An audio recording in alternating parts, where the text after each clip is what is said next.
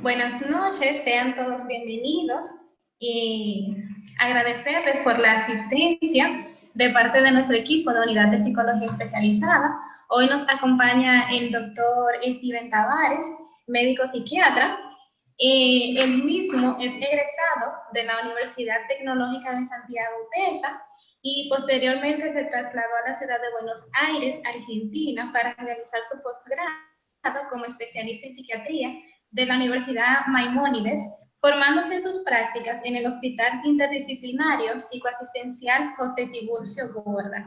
Se suman a su formación el curso superior de Clínica y Tratamiento del Juego Patológico, empleado por el gobierno de la ciudad de Buenos Aires, y un diplomado en Psicoterapia y Epistemología.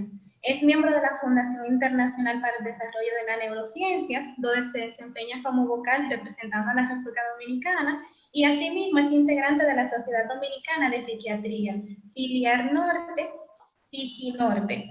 El doctor Tavares tiene vasta experiencia en el área de urgencias psiquiátricas, enfermedades agudas y crónicas. Ofrece sus servicios en idioma de inglés y español y también forma parte del equipo profesional de Unidad de Psicología Especializada.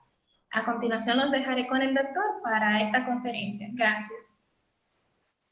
Bueno, muchas gracias, Malin, por la presentación. Sean todos bienvenidos esta noche o esta tardecita a esta conversatorio pincelada que tendremos sobre los trastornos de la personalidad. Principalmente vamos a hablar qué son, cómo identificarlos y un poquito de tratamiento. Bien, vamos a iniciar de una vez entonces.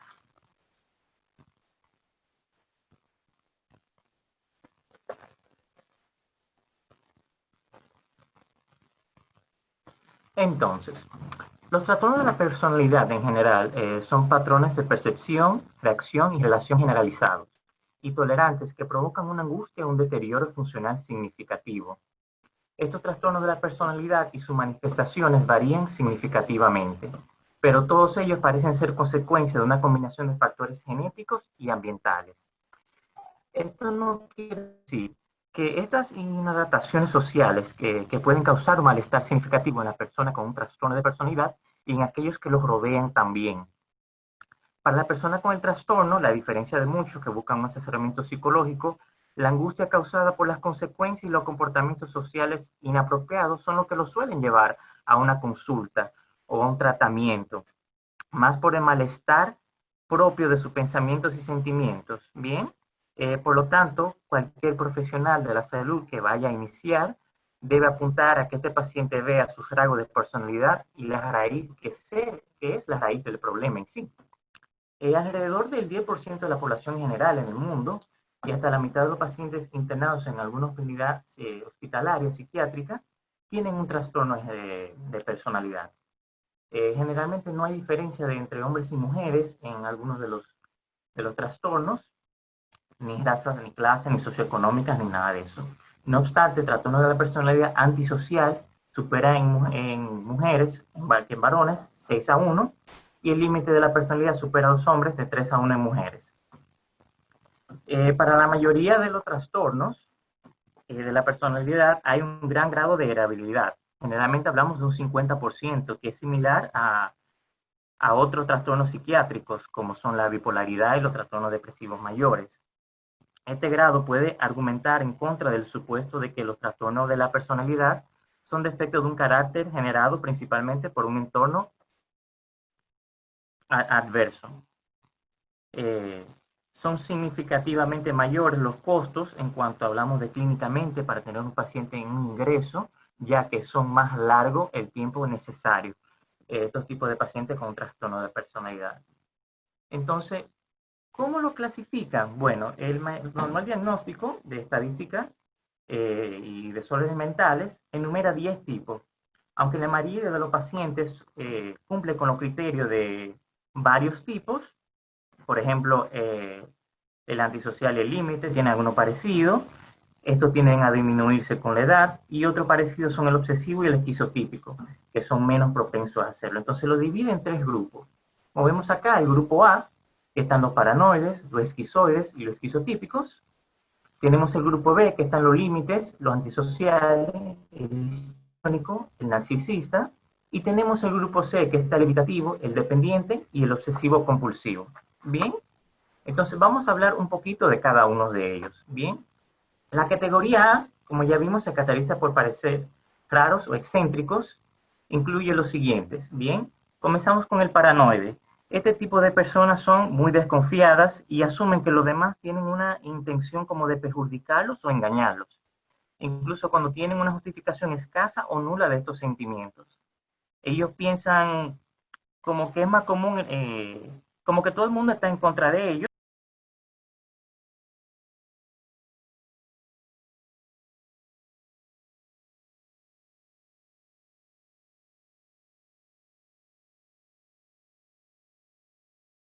El micrófono, doctor.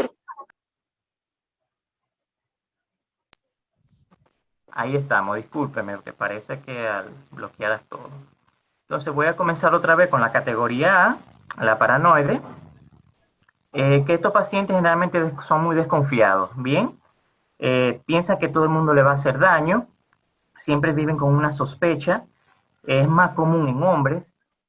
A menudo estos pacientes piensan que otros lo van a herir de gravedad, de forma irreversible, son hipervigilantes, siempre están atentos que lo están amenazando, que personas son deseables y buscan significados ocultos en observaciones y acciones que hacen las demás personas. En tanto, el esquizoide tiene una falta de interés por cualquier cosa. La capacidad para este tipo de personas relacionarse con los demás de manera significativa es limitante. Suele ser más común la persona con antecedentes de esquizofrenia, un trastorno esquizotípico de la personalidad. Las enfermedades asociadas son frecuentes, como la depresión. Yo decía que pasa, vaya. Hasta la mitad de estos pacientes pueden tener al menos un episodio depresivo mayor en el transcurso de esta condición. A menudo también tienen otros trastornos de personalidad, comúnmente como paranoides, límites o por evitación. No parecen tener ningún deseo de relacionarse con otros. Generalmente a veces tienen un familiar de primer grado que crean algún interés, prefieren estar solos, eligen las actividades y aficiones que no requieren interacción, como son los videojuegos principalmente, y la actividad sexual les genera escasa o ningún interés a este tipo de pacientes. Y tenemos por último en el grupo A también a los esquizotípicos. La experiencia cognitiva refleja una salida más florida de la realidad, ideas de referencias, ideas paranoides, ilusiones corporales, pensamientos mágicos religiosos generalmente. Una mayor desorganización en el pensamiento y en el habla. Este trastorno puede ser un poco más frecuente en varones, aunque también se ve en las mujeres. Muchas enfermedades asociadas, como la depresión mayor, los trastornos de ansiedad y los trastornos por evitación. Este tipo de pacientes también tienen a veces a tender a un uso de consumo de sustancias. Entonces pasamos a la categoría B, que se caracterizan por las apariencias dramáticas, emocionales o erráticas. Vamos a comenzar hablando un poquito sobre el antisocial. Que muchas personas se confunden, que piensan que el antisocial, bueno, es que no se socializa con nadie. Y al contrario, bueno, estas son personas que cometen actos imprudentes de explotación engañosos e ilegales, pero siempre con un beneficio de placer de ellos, sin remordimiento a lo que hacen y siempre tratan como de justificar lo que hacen. Piensan de los demás que son perdedores, que merecen perder y siempre tratan de ser el número uno o esperar que lo sean. Culpan a la víctima por ser tontas o indefensas, suelen ser indiferentes con los efectos nocivos de sus acciones sobre los demás. Hay un fuerte componente hereditario en esta condición. La prevalencia disminuye con la edad, lo que sugiere que los pacientes pueden aprender con el tiempo a cambiar un mal comportamiento, que puedan ser adaptados y tratar de construir una vida plena. Con frecuencia también tienen un trastorno de control de los impulsos, un trastorno de hiperactividad, déficit de atención y trastorno límite de la personalidad también. Entonces continuamos con los pacientes de trastorno límite de la personalidad. Tienen una intolerancia a la soledad. Hacen esfuerzos frenéticos para evitar un abandono, que lo dejen solo o que una pareja lo deje, o una relación no normal, puede ser una relación tóxica, no solo de pareja, sino familiar. generan muchas crisis, muchos gestos suicidas, que a veces no son intentos, sino más para llamar la atención, como manera de rescate al cuidador o a la persona que se sienten más afligidos. Bien, alrededor del 75% de estos pacientes son mujeres, presentan un sinnúmero de trastornos como depresiones, ansiedad, pánicos, estrés postraumáticos. Es muy común también en esto los trastornos alimentarios y los trastornos por consumo de sustancias, que hay que tener muy en cuenta. Y el histriónico, hoy en día no se habla tanto de él, pero utilizará su apariencia física y actuará de manera inapropiada, seductora, provocadora, como para ganar atención de los demás. Este tipo de personas carecen un sentido de autodirección y son altamente sugestionables. Actuando a menudo con simulación de retener a los demás, se diagnostica mayor frecuencia con mujeres, pero tiene prevalencia igual en hombres. En particular, comparten otras comorbilidades como el trastorno antisocial, el límite y el narcisista, lo que sugiere que estos trastornos son vulnerables a una condición biológica, que por eso algunos autores ponen en duda que el trastorno histriónico existe de la personalidad, y más lo quieren abarcar dentro de otro de los trastornos de la personalidad. También tienen una codemanda con trastorno depresivo mayor, distimia, desorden de conversión, y también pueden coexistir con cualquier otra condiciones. Continuamos en la categoría B con el narcisista. Estos tienen dificultad para regular el autoestima. Necesitan ser elogiados, sentirse aquí arriba lo máximo, como que son los mejores, como ellos son lo que saben. Además, tienden a devaluar a otras personas para poder mantener ese sentido de superioridad. Una prevalencia bastante amplia tienen a nivel mundial, hablamos creo que entre un 1 y un 5%, es más común en hombres que en mujeres. Se ha efectuado escasa investigación sobre los efectos biológicos que pueden contribuir a este tipo de trastornos de personalidad. Algunas teorías postulan que los cuidadores no pudieron haber sido buen tratados cuando niños adecuadamente, por ejemplo, ser demasiado los padres críticos, por exceso de alabanza o admiración o dedicación cuando eran niños. Algunos de estos pacientes tienen algunos dones y talentos especiales que estimulan más su forma de ser y su pensamiento, lo hacen más egocéntricos. Entonces pasamos a la categoría C, donde tenemos a los pacientes que se caracterizan por la aparición de ansiedad, miedos. Entonces iniciamos con los pacientes evitativos. Como su nombre lo indica, tratan de evitar, de estar solos. Son intensamente, actúan de forma inapropiada, evitando situaciones que puedan ser evaluados negativamente. Afecta igual en mujer que en hombre. La mayoría de las enfermedades asociadas son frecuentes, como depresión, distimia, trastorno obsesivo, las ansiedades, los pánicos, sobre todo las fobias también. Tienen síntomas de discapacidad graves, en el sentido de que sienten como que si estás con otra persona lo van a devalorar, sienten miedo, crean mucha sintomatología somática como sudoración, taquicardia, agitación, y por eso entran en un estado de pánico. El dependiente, igual como su nombre le indica, no creen que pueden cuidar de sí mismos. Utilizan la sumisión para intentar que otras personas le cuiden o le atiendan o estén pendientes de ellos, de sus necesidades. Temen como cuidarse a sí mismos, sienten como que no tienen la capacidad de hacerlo por sí solos. Necesitan ser cuidados y se muestran extremadamente ansiosos a la idea de estar por sí solo o salir a hacer alguna actividad por sí solo. Se diagnostica más frecuente en mujeres, pero afecta igual cantidad de hombres y mujeres. La información disponible para este tipo de trastorno es limitada por lo mismo, porque este tipo de paciente dependiente se crea en un mundo de otro, tú ves, no quieren la consulta y si van, quiere que el otro hable, que el otro exprese, ellos no quieren hacer nada. Se presentan como incompetentes y necesitan ayuda o consuelo de otros constantemente. Y terminando en la categoría C, tenemos al obsesivo compulsivo. Generalmente es el que uno más conoce, el que uno más ve. Todos tenemos un poquito de algo obsesivo, compulsivo, que no es malo. Pero cuando nos llega a molestar, necesitan tener un control y tendencia a ser solitarios en su tarea, a desconfiar a la ayuda de otros, Es muy común en hombres. Se cree que los rasgos familiares de compulsión son restringidos emocionalmente y contribuyen a este trastorno, de ellos ser así. Pueden hallarse comorbilidades como la que hemos hablado en las otras condiciones, como la depresión mayor, la ansiedad. Son poco flexibles.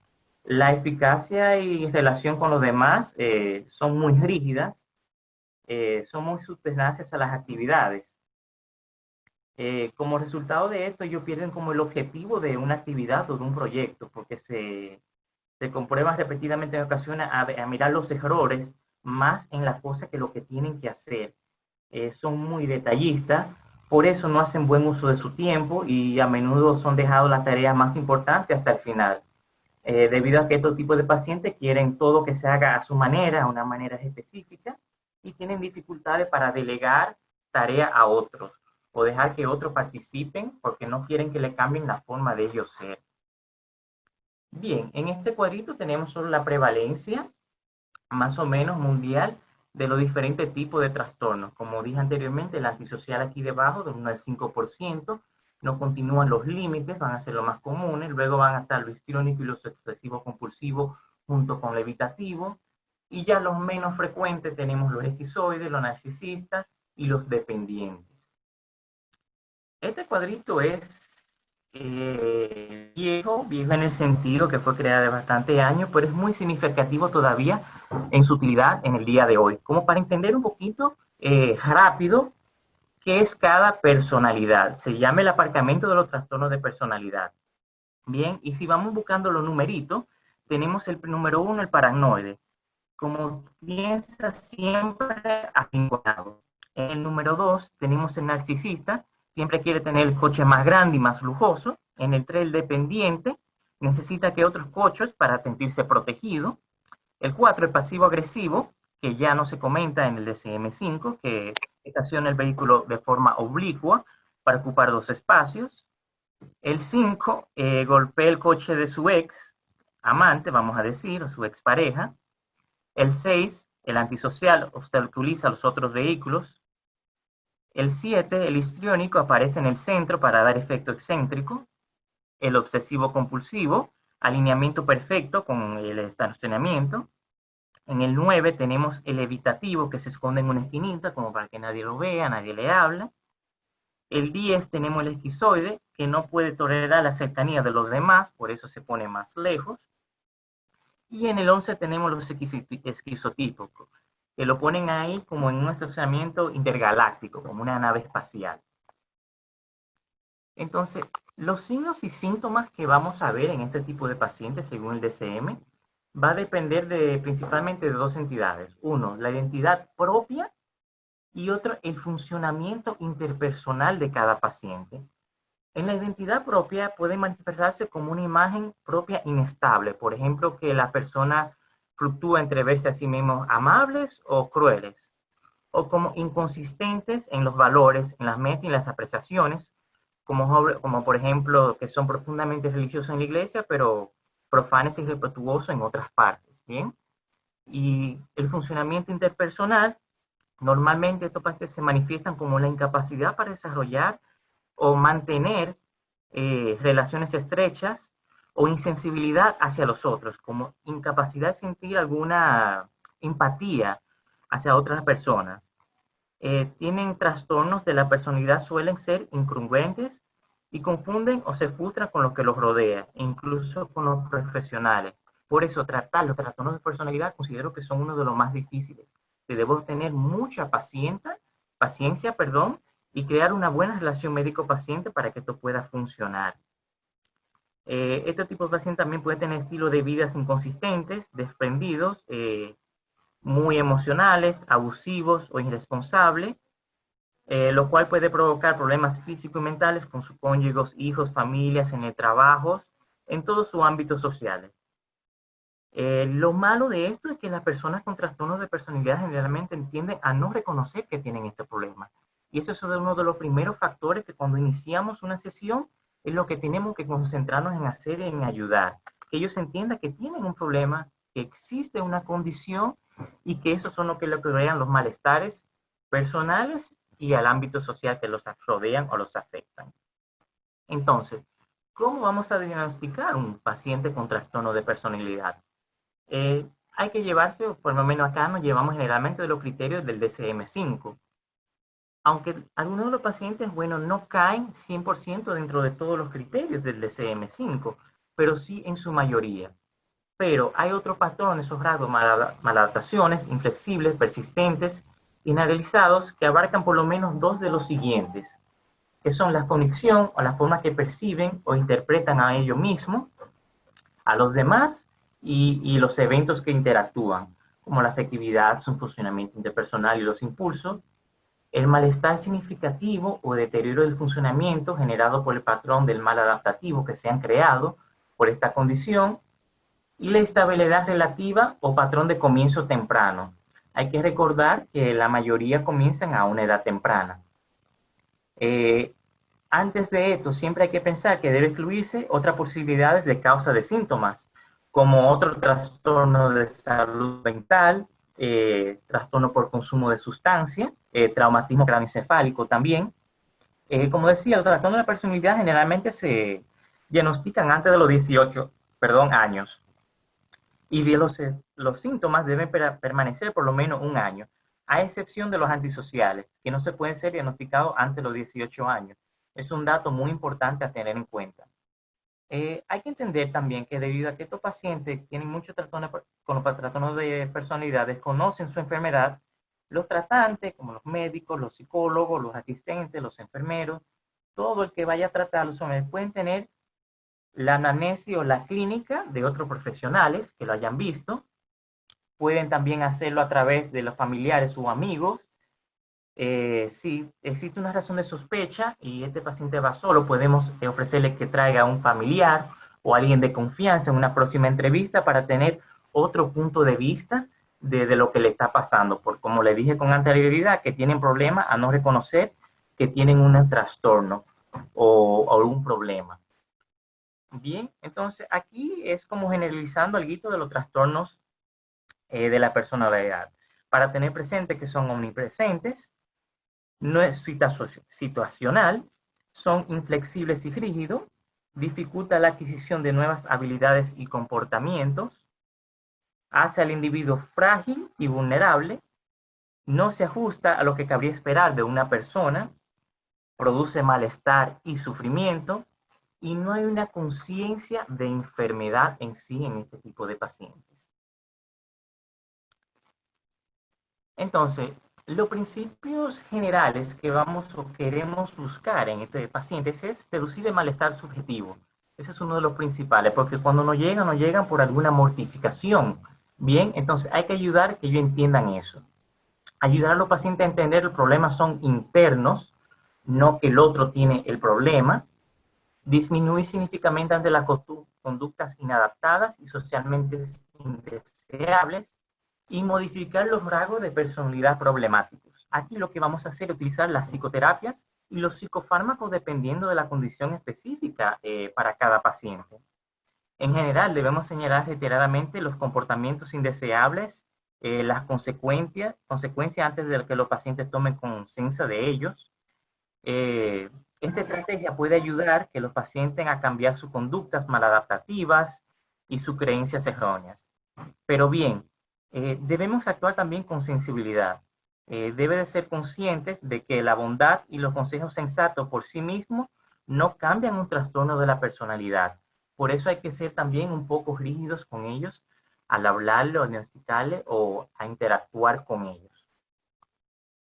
Entonces, a continuación vamos a ver algunos artículos que hablan sobre los trastornos de la personalidad. Vamos a ver qué hay reciente por ahí. Bien, entonces este habla sobre el tratamiento.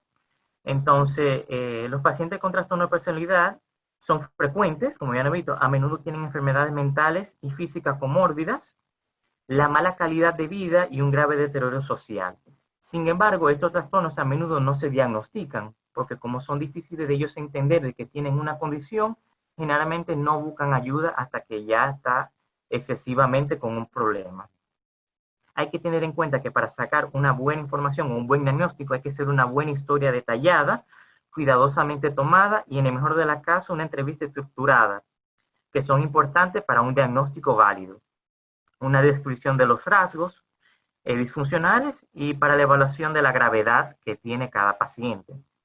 La formación de un caso psicoterapéutico inicial es importante para mejorar la alianza y la adherencia a algún tratamiento. En el caso de comorbilidad psiquiátrica va a depender su gravedad de si tratarse primero o no. Este otro habla sobre los factores biológicos de los trastornos personales de los trastornos de la personalidad. Y en este estudio intentaron proporcionar la comprensión sobre la base biológica del pensamiento, el comportamiento en la persona con los trastornos de personalidad y explicar los hallazgos anatómicos a evaluar y las opciones terapéuticas. Entonces, ellos como en este estudio como resultado tuvieron que hay características anatómicas típicas del cerebro en las personas con sobre todo del grupo B. Bien, anomalías de la corteza prefrontal superior en las amígdalas y voluminosos estriados agrandados. Esos son órganos del cerebro, ¿bien? La desregularización emocional, la impulsividad son los síntomas más frecuentes y destacados de este tipo de pacientes.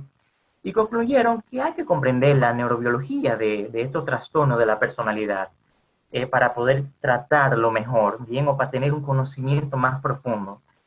Actualmente la psicoterapia es la intervención más eficaz para tratarlos. Los psicofármacos, por los síntomas somáticos que puede presentarse, vendrá como algo complementaria, como la depresión, las ansiedades y cosas que hablábamos. Bien. Este otro estudio habla sobre diferencias en el sexo del trastorno de personalidad. Como hablé anteriormente, hay algunos que se ven más en hombres, otros en mujeres, pero en este estudio ya llegaron al acuerdo como que hay muy pocos estudios generalmente comparando sexos, si es hombre o mujer. Entonces no pueden determinarse específicamente si hay más o específicamente de un trastorno o mujer específicamente trastorno. Por lo que ellos consideran como que debemos abarcar más investigación en cuanto a estos tratamientos. Entonces, aquí vamos a conceptos claves para tener en cuenta al tratar al paciente con un trastorno de personalidad. ¿Qué hay que tener en cuenta? Los trastornos de personalidad rígidos, inadaptados, que están lo suficientemente acentuados para causar un malestar significativo o para deteriorar el funcionamiento laboral o interpersonal de los pacientes. Los tratamientos se tornan eficaces solo cuando el paciente logra interno, no solo la causa de los factores externos. Como dije anteriormente, la psicoterapia y la terapia psicosocial son los principales tratamientos que vamos a utilizar. Los fármacos ayudan a controlar los síntomas específicos, como son ciertos para controlar la ansiedad, los arranques de iras y la depresión. Y los trastornos de la personalidad suelen resistir el cambio, pero muchos se tornan menos graves y desaparecen gradualmente con el tiempo. Recuerde que hablábamos que los trastornos de personalidad se diagnostican antes de los 18 años, o en la adolescencia tardía, pero a mayor edad estos van a ir desapareciendo. Bueno chicos, esto ha sido todo de mi parte. Les agradezco la atención. Espero que hayan podido tener un mejor conocimiento de lo que son los trastornos de la personalidad. Hay que abarcar mucho, hay que estudiar mucho, hay que leer mucho para esto, ya que como han visto son muy difíciles, ya que también ellos comparten muchos diagnósticos de personalidad, comparten uno entre otros criterios de diagnóstico. Entonces, por eso se nos puede hacer difícil a veces llegar al tanto de un diagnóstico en específico con este tipo de pacientes. Bien, entonces, si tienen alguna pregunta, duda.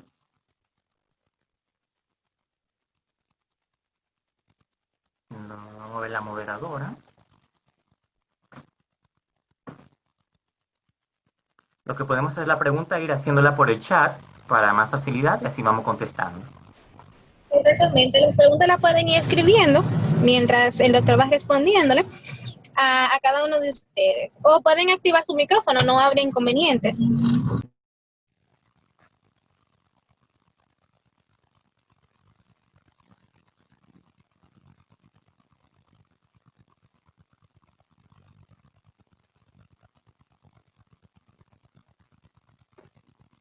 Bueno, tan tímido.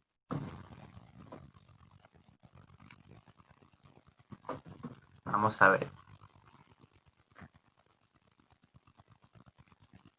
Ok, una de las preguntas es ¿por qué ya no se considera dentro del grupo de los trastornos de la personalidad el pasivo agresivo? Bueno, esos fueron cambios que hizo el manual diagnóstico, el DSM-5. Bien, antes se consideraba que habían personas con iras, este tipo de trastorno, entonces se sacó de ahí porque se veía como que no llegaban generalmente a llenar los criterios. Quiere decir que no se diagnosticaban con facilidad o no llegaban a hacer un diagnóstico, como que no caían dentro de ese grupo, dentro de los síntomas y criterios específicos que tenían. Entonces, por eso, en la edición número 5, perdón, en el 4 revisado, decidieron sacarlo de ahí.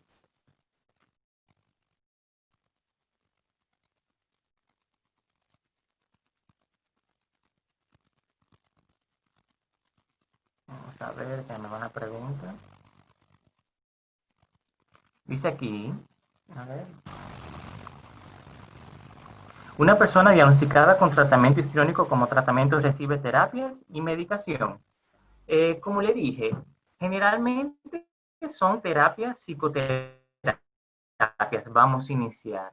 La medicación o los psicofármacos van a venir a otros malestares, como son las depresiones, las ansiedades, los cambios de ánimo, la dificultad para dormir. Generalmente, un buen tratamiento va a ser en conjunto, psicoterapia junto con psicofármacos. Pero ojo, no todo paciente va a necesitar en un momento un tratamiento psicofarmacológico. Por igual, como dije en algún momento, a veces hay que tratar las condiciones con psicofármacos primero, como si estamos en una depresión muy resistente, trastorno de pánico, pero bueno, hay que tratar eso primero con psicofármacos y luego pasamos entonces a lo que es las psicoterapias.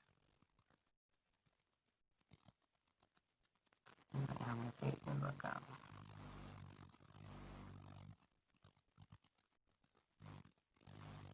Ok, se me gustaría saber un poco sobre el temperamento y el carácter. También tocó la parte genética del trastorno. ¿Puede haber trastornos heredados? Sí, como mencioné, generalmente el antisocial y el narcisista tienen gran grado de variabilidad, hablan hasta del 50%. Puede ser también por una dificultad en la crianza, si fueron muy elogiados o no, cómo fueron tratados. Entonces, en este tipo de pacientes el temperamento es muy agresivo a veces cuando no logran su objetivo o cuando se sienten inferior a otro. Bien, recuerden que el narcisista, sobre todo, que tiene que sentirse superior, cuando no logra hacerlo, bueno, siente como que lo están atacando y actúa, puede actuar ofensivo, puede actuar físico, puede actuar agresivo. Bien, entonces en ese tipo de casos sí se trabaja junto con la psicoterapia y los psicofármacos.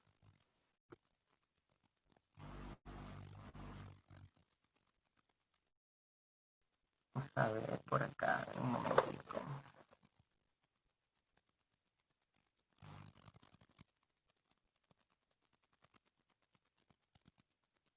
Okay. Aquí otra pregunta habla sobre cuál es la diferencia de un trastorno de la personalidad o caben ahí los trastornos bipolares. No, son condiciones diferentes, afectan también sistémicamente el cerebro de una forma diferente, los trastornos bipolares. Como su nombre lo indica, son dos etapas, manía y depresión, aunque a veces no puede generalmente tener una depresión, un episodio maníaco. Entonces, son episodios, como su nombre lo indica. El trastorno de la personalidad es algo como que tú vives con ellos, es algo de una forma como de que tú eres siempre. Mientras que un trastorno bipolar, tú tienes momentos, tú tienes episodios.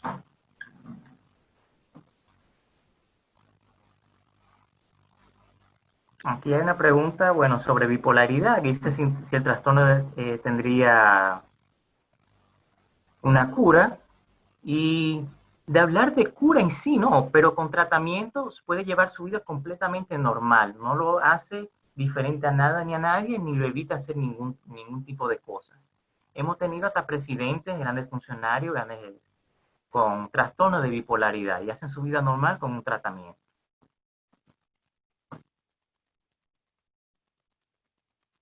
Entonces dice aquí, mi pregunta es si uno identifica y se niega a los fármacos y trata de sustituir con una vida sana y ejercicio. Bueno, ¿saben si uno es adulto? Bueno, no podemos obligar a nadie a utilizar algún tipo de psicofármaco. Lo que hay que hacer buen insight de la enfermedad, como que ellos entiendan el por qué van a necesitar un psicofármaco, sobre todo, ante todo. No decirle a la persona, si tienes que usarlo porque sí, porque esto te va a ayudar, sino explicarle por qué y en qué le va a ayudar el psicofármaco. Claro, junto con el psicofármaco, tener una vida sana, llevar ejercicio, te va a ayudar. Pero si tú estás en un estado depresivo mayor, por sí solo a veces es difícil salir. Si tú tienes una crisis de pánico, una crisis de angustia, una fobia social, a veces por sí solo es difícil tú poder tratarla.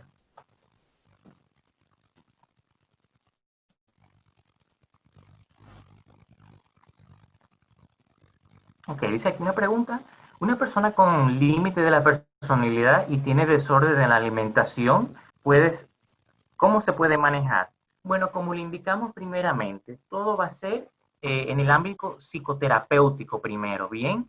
Hay que ver qué está causando y dependiendo también del tipo de trastorno, este trastorno de la alimentación, ¿bien? Entonces se trata más o menos en conjunto esas dos cosas, porque como dije, muchos de los trastornos límites de la personalidad abarcan diferentes tipos de enfermedades.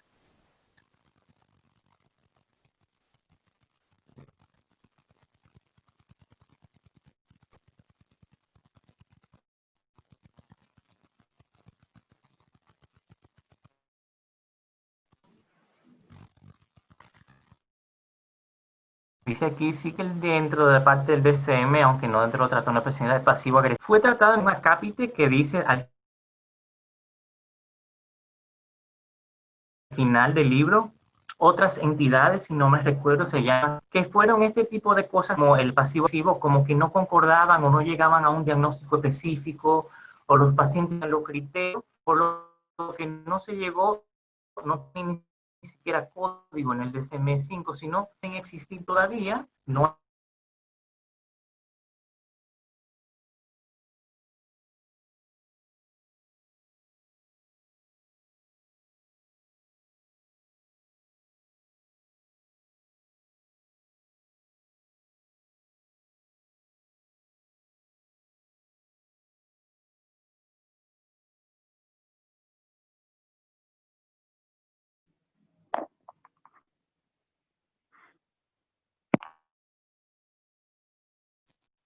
Disculpa, que tuve ese problema con la conexión ahí. Entonces vamos a seguir.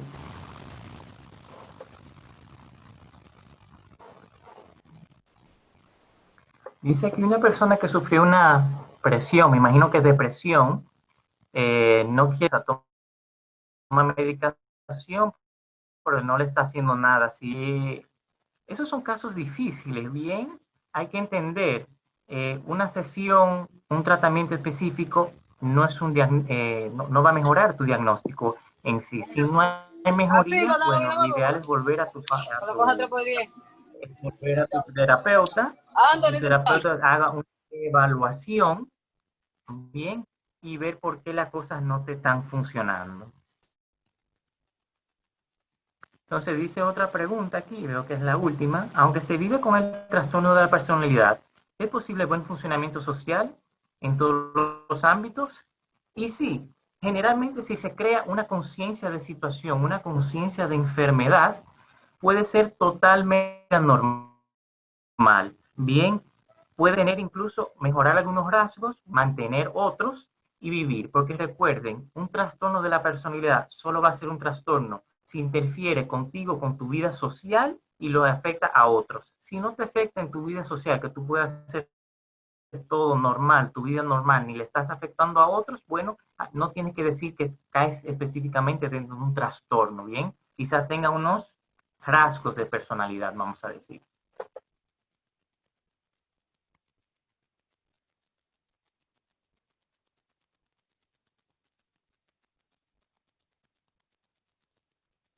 Entonces dice aquí, hay un tratamiento que ayude a ver a necesita su error, ya que en ellos se creen perfectos. Bueno, como dije antes, estos son uno de los pacientes, todos los de trastorno de personalidad son difíciles de atender, pero el narcisista es uno de los más difíciles, incluso son los más difíciles para el primer paso, que es llegar a la consulta, en ese sentido. Entonces, Sí, en su mayoría estamos hablando del 70-80% pueden salir adelante. Ojo, hay que tener mucha paciencia con ellos, con muchos de los trastornos de la personalidad. No te estoy hablando que en una o dos sesiones no pienses que lo vas a mejorar. No, abarca, no te puedo decir algo específico porque depende de cada paciente, claro está, pero hay pacientes que toman años haciendo sesiones que vayan entendiendo poco a poco esta condición para que ellos puedan crear una conciencia de enfermedad. Eso es lo importante en este tipo de pacientes, que ellos sepan que tienen una condición y que deben tratar la condición o cambiar algunos ámbitos dentro de su persona para mejorar esas condiciones. Doctor, Sí. ¿me escucha? Sí, le habla Fran Carlos Contreras. Aprovechar la oportunidad para agradecer al UPSE y agradecerle a usted también por compartir sus conocimientos.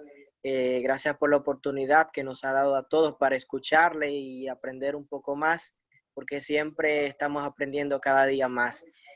Aprovecho también para preguntarle algo. En el caso de un cliente o paciente que tenga dependencia emocional, en su caso, ¿usted lo trabajaría como psiquiatra o lo trabajaría en equipo desde el ámbito psicoterapéutico? La verdad, en el ámbito psicoterapéutico, como equipo, bien, si vemos las dos vertientes, como dije en su momento, junto con la psicoterapia y quizás si es necesario psicofármacos, va a ser el mejor tratamiento. ¿Ven? Como dice, dos ojos ven más que uno. Tú solo como terapeuta quizás tengas tu duda, yo solo como terapeuta quizás tengo la mía, pero si trabajamos en conjuntos, hablamos, discutimos, bueno, mira, yo pienso de ti, y esto, tienes otra perspectiva, bueno, nos ayuda mucho más a mejorar un diagnóstico, a cómo abordar un paciente y a cómo tratar los pacientes. Gracias por la pregunta. Gracias a usted.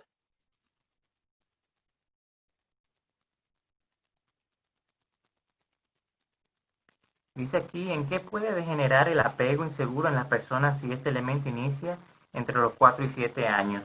Recuerden que para diagnosticar un trastorno de dependencia, vamos a decir, en este caso, debe estar en adolescencia. Ya 4 o 7 años son muy chicos todavía para diagnosticarlo como un trastorno, ¿bien? Recuerde que hablamos de adolescencia y adolescencia o adultez temprana para diagnosticar un trastorno de la personalidad.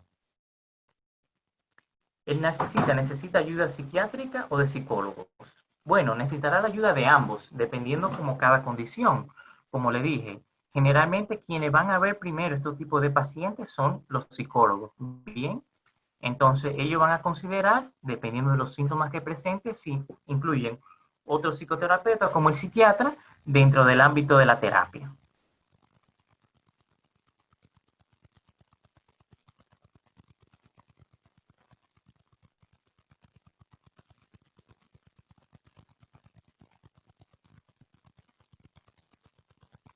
Perfecto. Bueno, chicos, esto ha sido todo por hoy. Espero que hayan podido entender y aprender algo. La bibliografía quizás se la podemos pasar después a través de UPSE. Estamos en su posición allá en la unidad y se seguirán manteniendo conferencias, actualizándose cada vez más para que ustedes puedan aprender, conocer y aclarar sus dudas. Muchas gracias, doctor Steven, por su conferencia tan majestuosa el día de hoy.